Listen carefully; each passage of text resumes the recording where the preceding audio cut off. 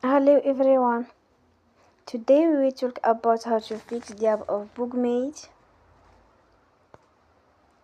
We will go to settings. Then we click on apps. After that you will search the app Bookmate and you will click. They will on for stop. After that you will go to storage. Then we click on clear cache. In the end, turn your phone and you will recharge your phone again.